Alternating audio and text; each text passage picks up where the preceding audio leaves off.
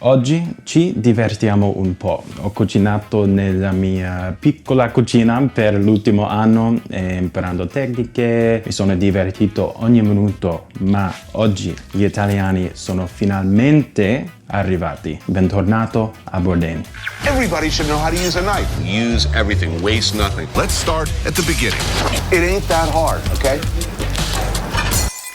I hope you're doing well. Welcome if you're new. If you're not, welcome back. We are back to cooking every recipe in Anthony Bourdain's layout cookbook for the first time. Today is a special one. It is an Italian-influenced dish, Veau Viennoise. This is not exactly French style. It's more of an Italian thing, but they know a thing or two down there. Yes, they freaking do. Fun fact, I'm from Jersey, where the chicken cutlet was practically born and raised here in the States. However, Bourdain does call for veal, and I am going to use pork because I am poor and I want to use an animal that is a little more, no, you know what? Ethically, it's all bullshit. We're all I'm using pork because it was cheaper. Spicing it up with a little Beurre Blanc and then sauté up some Broccolini. This is not traditional in the least, and neither am I. As freaking usual, I have Anthony Bourdain's cookbook linked down below in the description if you want to give it a look. If not, just follow along with me. And if you know a way that I could contact the owner who makes these books, I would love to have proceeds go towards them instead of Jeff Bezos, but that's a side story. To begin, we have our veau pork little tenderloins. Pork is a very passable alternative, and these are going to be thin. It's going to be the scallopine. I don't know what that means exactly. It's just a thin, boneless, flatless cut of the leg. Let's turn these into thin little cutlets. Could probably get it on plastic wrap, but I don't feel like doing that. And let's go to Pound Town.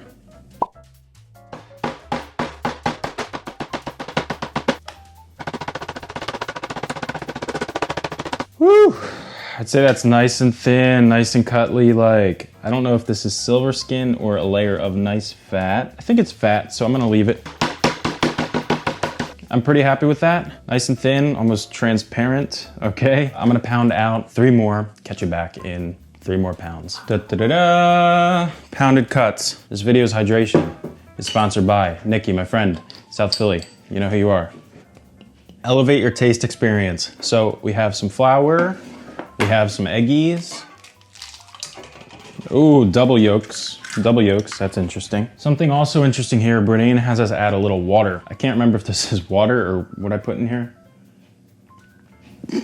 Just kidding, it's water. Do like a, you know, just a splash. Whisk up our eggs. I'm gonna season things up a little bit, as Bourdain recommends, just like a pinch here, a little bit in here. Get some Badia white pepper. I recently found that Badia cinnamon has like high levels of heavy metals and coumarin. Don't know what that is, but it's freaking toxic. Let's add their white pepper in here in the name of science. Pretty annoying to me how I'm just trying to eat right, take care of my body, and I gotta do research on almost everything, as if life wasn't stressful enough, you know what I'm saying?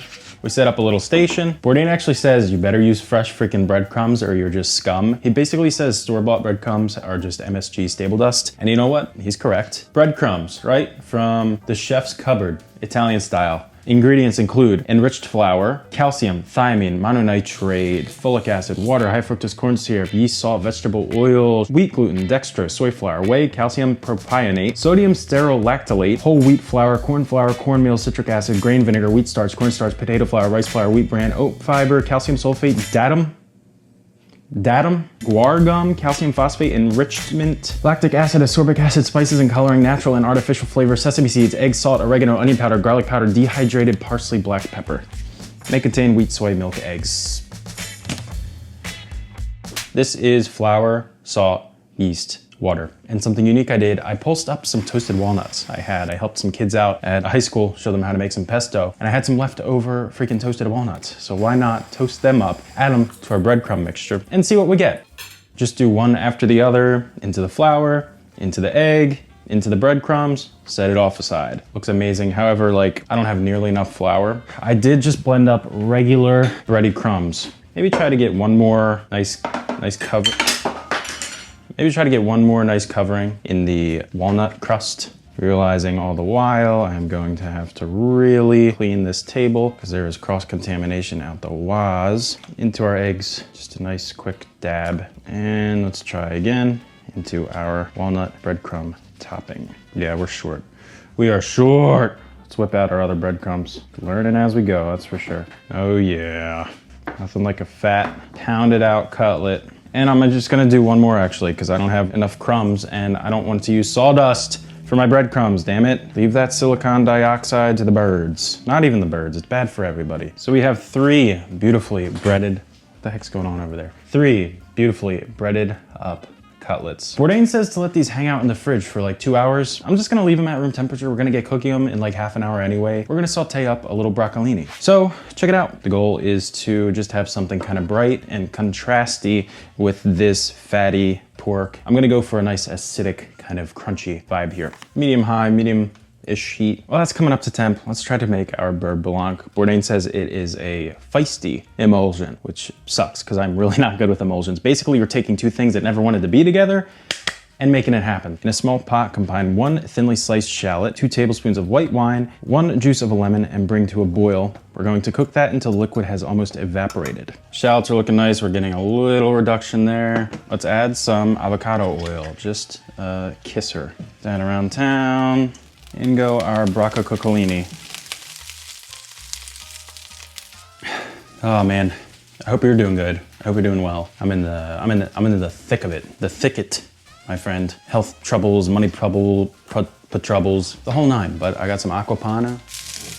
That looks nice to me.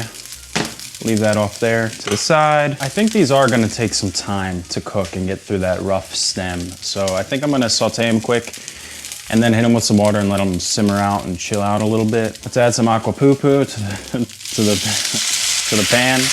Whoa. Liquid has almost evaporated. I'm going to add our butter. Whole lot of cubed freaking butter. Just gonna slowly incorporate this to the mix. And just little by little, add a few cubes. Whisk it with my crappy burner freaking thing. Bourdain says to cheat, you can add a little cream. Don't mind if I do. This is looking lovely already. Broccolini, a little tosser.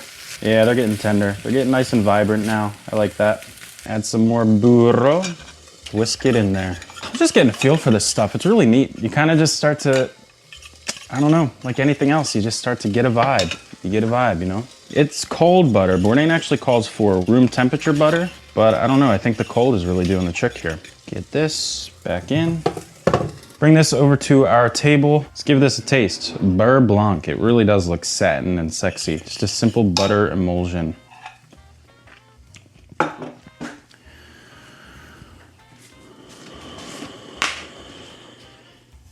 That is pretty freaking delicious. Let's get it into a thermos before I freaking lose it.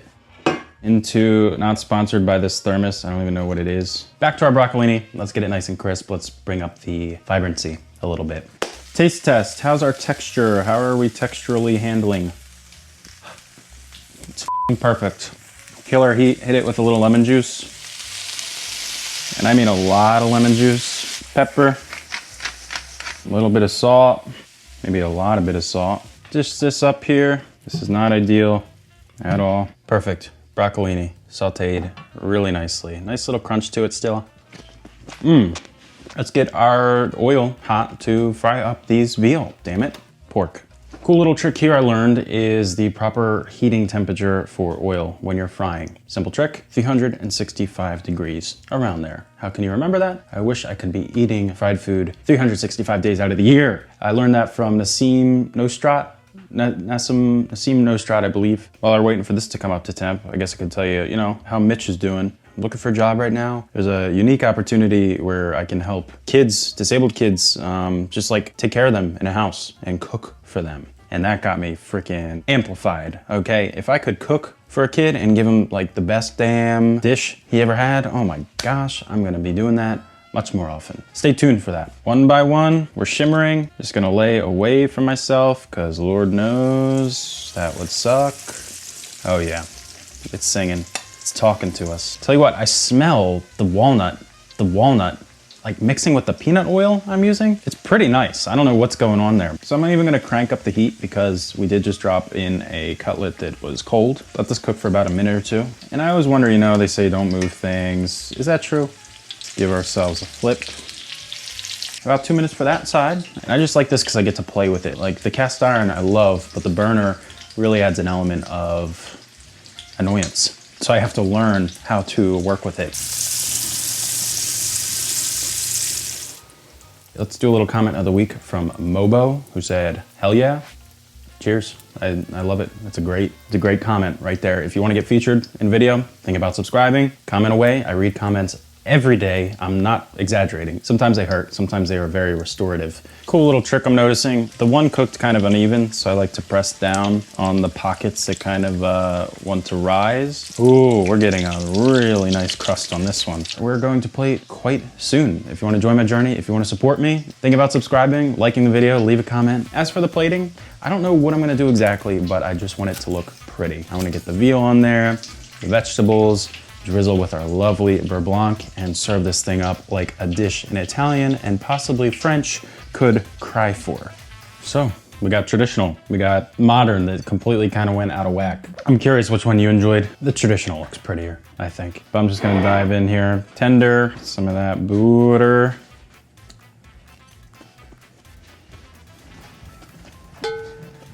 That is a dish and a half.